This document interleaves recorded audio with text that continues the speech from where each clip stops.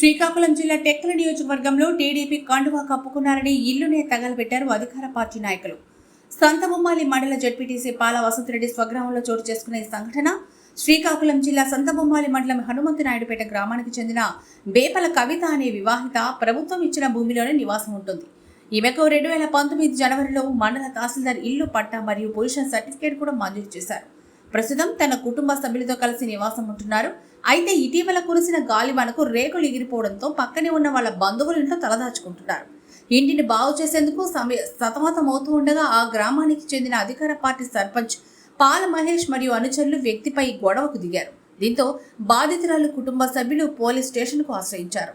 దీనిపై నౌపాడ ఏఎస్ఐ మెట్టా చంద్రరావు సంఘటనా స్థలానికి వెళ్లి పరిశీలించి ఎన్నికల నేపథ్యంలో ఎటువంటి గొడవలు పడదని సర్ది చెప్పారు. అయితే మంగళవారం రాత్రి అధికార పార్టీ అండదండలతో అర్ధరాత్రి సమయంలో ఇంటిని కాల్చేశారు. ఇంట్లో ఉన్న వస్తువులు సైతం సామాగ్రి సైతం తీవ్రంగా ధ్వంసమై కాలి బూడిదైంది. అందరికీ నమస్కారం. నా పేరు బేపలేశ్వరరావు, తండ్రి గారు రామారావు. నాది సంతబొమ్మాలి మండలం హనుమంతనాయుడు పంచాయతీ. గత 30 సంవత్సరాలుగా నేను పుట్టినప్పటి నుంచి ఇక్కడే ఉంటున్నాను. అయితే ఇప్పుడు నేను ఈ ఇంట్లో మేము చిన్నప్పటి నుంచి ఇక్కడే ఉంటున్నాము. ఈ ఇంటికి మేము కాలనీ శాంక్షన్ అయ్యింది. దాన్ని కలిపి అమ్మగారి పేరు కాలనీ శాంక్షన్ అయితే ఇల్లు కట్టుకున్నాం. ఇక్కడ సగం జాగాలో, ఇంకో సగం జాగాలో రేకుల షెడ్ ఉంచుకున్నాం. నాకు ఒక తమ్ముడు ఉన్నాడు. మా ఇద్దరం కోసము ఒకే ఇల్లు కట్టుకునే స్తోమత లేక 2 ఇల్లు సరిభాగాలు చేసుకొని సగభాగంలో ఇల్లు కట్టుకుని సగభాగం జాగా విడిచిపెట్టుకున్నాం. దీనికోసం తిత్లీ తుఫాను రాగానే దానికి ఉన్న డాక్యుమెంట్స్ అన్నీ గాలితో మొత్తం పోయేవి. తర్వాత నాకు తిత్లీ తుఫాను తర్వాత మ్యారేజ్ అయింది. మ్యారేజ్ అయిన తర్వాత మేము కొత్తగా రేషన్ కార్డు అప్లై చేసుకుంటే మా మిస్సెస్ గారి పేరు మీద నేను కొత్త రేషన్ కార్డు అప్లై చేసి మిస్సెస్ గారి పేరు మీద 90 డేస్లో జగన్మోహన్ రెడ్డి ఇచ్చినటువంటి 90 డేస్ పథకం కింద ఇల్లు స్థలం కొరకు మళ్ళీ కొత్తగా ఇల్లు కట్టుకునే స్తోమత లేక ఇల్లు మంజూరు చేస్తే కట్టుకుందామని ఆశతో అప్లై చేశాను.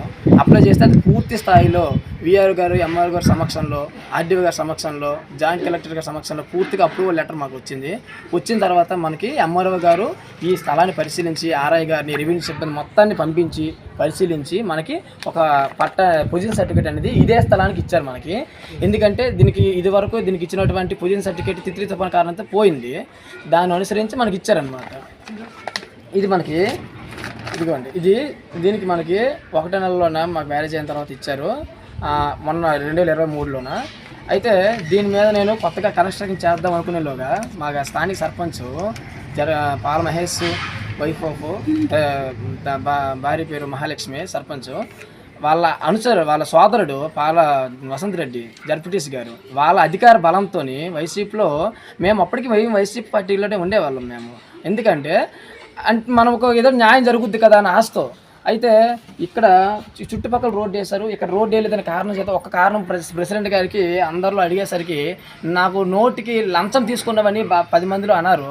దాన్ని నేను తిప్పికొట్టాను. నేను తీసుకోలేదు, ప్రమాణకం చేస్తానని చెప్పాను. ఆ మాటకి వాళ్ళకి కక్షపోనారు. నా పేరు మీద ఎవరో డబ్బులు తీసుకుని నా మీద నిందేశారు.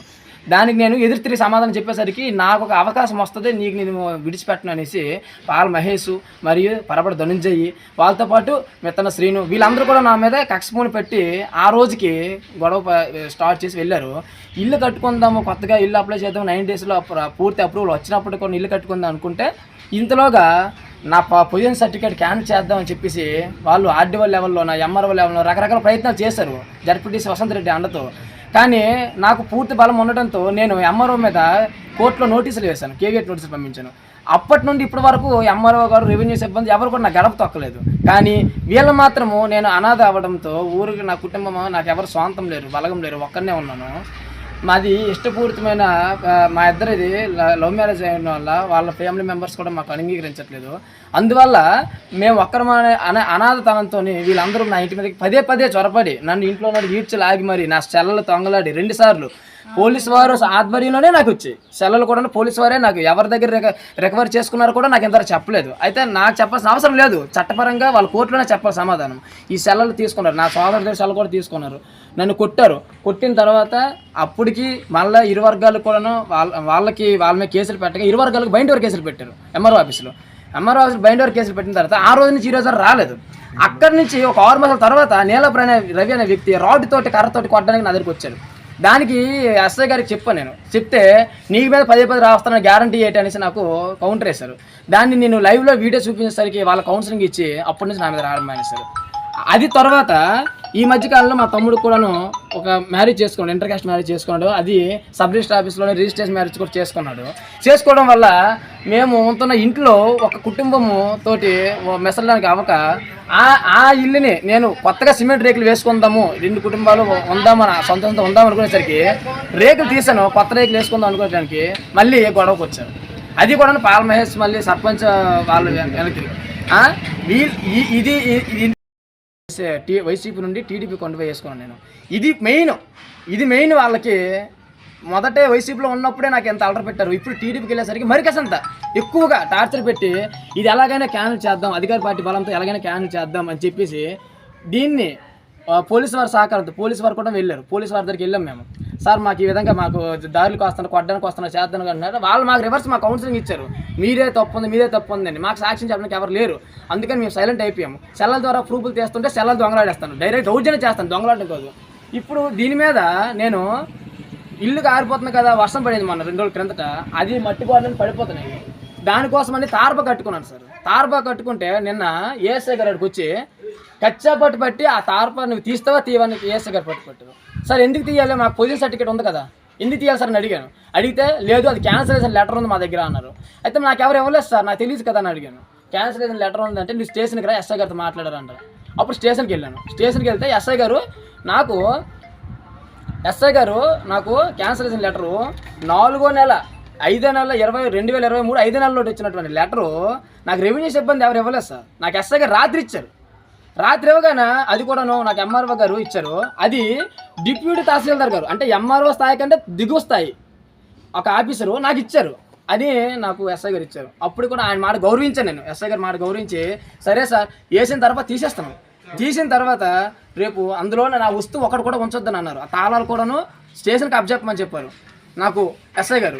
అయితే ఇవి ఎలా ఉంటుండగా ఈ బాలమహేశ్వరి వచ్చినటువంటి 10 మంది వ్యక్తుల్లోన 6 పరపడి ధనుంజయ, గిన్ని ప్రకాష్, గిన్ని అప్పన్న, నీలపు రవి, పాల మహేష్, అలాగే శీరపు నరసింహమూర్తి, ఈ 6 వ్యక్తులు ఎలాగైనా సరే నీ తీయించే బాధ్యత మాది, అది మా భూములు గ్రామకంఠం, అవి వాళ్ళ సొంత ఆస్తుల్లాగా నేను తీయించేస్తాను, దగ్గర తీయిస్తాను, నేను ఎలాగైతే తీయిస్తాను అని కచ్చపట్టు పెట్టి వీరికి అలక్కోదని మా బయటికి వెళ్ళి బెదిరించారు సార్. ఆ విషయం కూడా ఎస్ఐ ఎదురుగానే చూపించాను. వాళ్ళు బెదిరించినట్టే నేను అక్కడ మా తమ్ముడితోటి ఫ్యామిలీతో ఉండడానికి ఇక్కడ ఇబ్బంది అయ్యి పక్క ఊర్లో నేను ఇల్లు కాలిపోయింది అనేసి సార్కి మార్నింగ్ చెప్పాను. రాత్రి ఇల్లు నీకు ఎటువంటి సమస్య వస్తే నాకు చెప్పండి అనేసి ఎస్ఐ గారు అన్నారు. మీరు ఇల్లు కాలిపోయింది అనేసి పొద్దున్నే ఫొటోస్ అన్ని 5 గంటలకు అన్ని పెడితే మీరు ఎన్ని గంటలకు ఫోన్ చేశారు, వాళ్ళు చూస్తారు ఏంటి అనేసి వాళ్ళ స్టైల్లో ఆరా తీశారు. మా తమ్ముడు సెల తీసుకొని ఆ రాత్రి మేము మాట్లాడేమో తిరిగి నింద మా మీద వేద్దామని అనేసి కూడా ఎస్ఐ గారు నా మీద కొంచెం ఫోర్స్ఫుల్గా మాట్లాడారు. అయినా సరే నేనేదో తప్పుడుగా ప్రచారం చేసినట్టు అతనికి వ్యతిరేకంగా సమాధానం చెప్పినట్టు ఆయన నన్ను కొంచెం ఒత్తిడి చేశారు. కానీ నాకు జరిగినట్టు చెప్పాను, నాకు న్యాయం కావాలి సార్, నాకు న్యాయం కావాలి. పోలీసు వారు నేను చూసి నేను చెప్తాను అంత వాళ్ళు నీ దోష ఎవరో మాకు తెలుస్తుంది, నువ్వు కంగారావు అంటే నేనేదో చేసినట్టు నా మీద తిరిగి ఒక నింద అనేది చేసేటట్టు ఆయన నాకు ప్రెజర్ చేస్తున్నారు సార్. నేను భయపడుతున్నాను సార్. నాకు పోలీస్ వ్యవస్థ వల్ల, ఒక మీడియా వల్ల, లేకుంటే ఒక రాజకీయ నాయకుల వల్ల, ఎవరి వల్ల అయినా సరే న్యాయం కావడమే నాకు కావాలి. నాకు ఎవరి మీద కూడా కక్ష లేదు సార్. నేను ఒక్కను సార్. నేను సిమెంట్ రేకులు కారిపోతే సిమెంట్ రేకులు వేద్దాం అనుకున్న టైంలో వాళ్ళు కంప్లైంట్ పెట్టగానే ఆపి తారప చేస్తాం అనమాట, గోడలు పడిపోతాయి. ఆ తారప వేసేసరికి ఏఎస్ఐ గారు ఎవరు కంప్లీట్ చేస్తారో తెలియదు. ఏఎస్ఐ గారు ఇక్కడికి వచ్చారు. ఏఎస్ఐ గారు ఇక్కడికి వచ్చి మాకు పిలిపించారు స్టేషన్కి. మేము వెళ్ళి మీ దగ్గర ఏ పర్మిషన్ ఉందని వేస్తున్నారు అన్నారు. అప్పుడు మా పొజిషన్ సర్టిఫికేట్ చూపించాం. అప్పుడు సంవత్సరం క్రిందటువంటి ఇచ్చినటువంటి క్యాన్సిల్ లెటర్ మాకు చూపించారు ఆయన. సరే ఆ మాట మీకు గౌరవించి తలదించుకుంటే రాత్రి ఏ సమయంలోనే కాల్చారో మా తమ్ముడు ఇక్కడ ఉన్నాడు. రాత్రి తారపతో సహా ఇల్లు కాల్చేశారు. ఇక్కడ నా ఇల్లు కాల్చేశారు సార్. నేను ఎవరికి చెప్పాలి? నాకు ప్రాణహాని ఉన్నది సార్. పాల మహేష్ వర్గం వల్ల నాకు ప్రాణహాని ఉంది. నేను కేవలం టీడీపీలోకి వెళ్ళానన్న కారణం చేత నాకు పార్టీ వర్గం చూపి, పార్టీ విభేదాలు చెప్పి ఒక అనామకుడి మీద, నా మీద, అనాథుడి మీద బలం చూపించడం మీద కాకుండా నాలాంటి అనాథ మీద ఏమైతే వాళ్ళు పడుతున్నారు సార్. ఈరోజు పార్టీ వర్గం ఫీల్తో. నా పేరు బేపల కవిత, మాది సంతబొమ్మల మండలం హనుమంతపేట పంచాయతీలో ఉంటున్నాము. మాకు 5 సంవత్సరాల క్రితం పెళ్ళైన తర్వాత కోసం అనుకుని పట్టా అప్లై చేశాను. 90 డేస్లో పట్టా అప్లై చేస్తే 90 డేస్ పట్టా అప్లై ఇచ్చారు మాకు. ఇచ్చిన తర్వాత మేము ముందు ఇంటినే మాకు పొజిషన్ సర్టిఫికేట్ కూడా మండలం తరఫున వచ్చింది. ఆ వంటని ఇంటికి మంచి వేరే వాళ్ళకి ఇవ్వాలనుకొని మా మీద కక్షపూరితంగా పెట్టేసి ఇల్లు మొత్తం ఖాళీ చేయడం చూస్తున్నారు వాళ్ళు. ఈ బాలమహేష్, ప్రెసిడెంట్ బాలమహేష్ గారు వాళ్ళ అనుచరులు ఉన్నారు కొంతమంది. వాళ్ళందరూ మా మీద కక్షపూరితంగా ఇంట్లో చొరబడి మాకు ఆడపిల్లల మీద దౌర్జన్యం చేసి ఇంట్లోకి వచ్చిన తర్వాత మేము పోలీస్ కంప్లైంట్ ఇచ్చాము 2 సార్లు. ఇద్దరి మీద బైండ్ కేసు కట్టారు. బైండ్ కేసు కట్టిన తర్వాత కూడా మళ్ళీ ఇంటి మీదకి వస్తున్నారు పదే. ఇప్పుడు నిన్న ఈ ఇల్లు కొంచెము మేము కట్టే స్థామత లేక రేకులు తీసి సిమెంట్ రేకులు వేసుకోవడానికి అనుకుంటున్నాము. సిమెంట్ రేకులు వేసుకోవాలంటే సిమెంట్ రేకులు ఇప్పినంత వరకు పళ్ళకున్నారు. తర్వాత వాళ్ళ అనుచరులు, ప్రెసిడెంట్ తరఫు అనుచరులు వచ్చి ఆ ఇల్లు ఇప్పుడు రేకులు తిప్పకూడదు, మీరు ఇల్లే మంచి వేరే వాళ్ళకి ఇస్తామనుకొని మా మీద దౌర్జన్యం చేశారు. మాకు పట్టా ఉన్నా వాళ్ళకి పదే వచ్చి దౌర్జన్యం చేస్తున్నారు. ఇల్లు ఇప్పుడు ఇల్లు ఏమైంది ఇప్పిన తర్వాత పట్టా ఇచ్చిన తర్వాత కూడా వాళ్ళు పదే వస్తాను అనుకొని మేము పోలీస్ కంప్లైంట్ ఇచ్చాం కదా. ఇస్తే ఇప్పుడు ఆ ఇల్లు రేకులు దిగించిన తర్వాత మేము వాళ్ళు వద్దని చెప్పేస్తే ఆగిపోయాము మేము. సరే మరి వర్షం మొత్తం గోడలు గట్టి పడిపోతాయి అనుకొని తలపా కట్టుకున్నాము. తర్వాత ఇల్లు మీద రేకులు వేసుకుంటాం అనుకుని ఆ తలపా కట్టిన తర్వాత రాత్రి పోలీసులు పిలిపించి తలప కూడా తీయించేయండి, ప్రస్తుతానికి ఎలక్షన్లు అయినంత వరకు ఇంకేం చెయ్యొద్దని చెప్పారు. చెప్తే తలప సరే పోలీసుల మాట మేము అనుసరించి తెల్ల తీసేస్తామని చెప్తే నైట్ మొత్తం ఇల్లు మొత్తం కాల్చేశారు.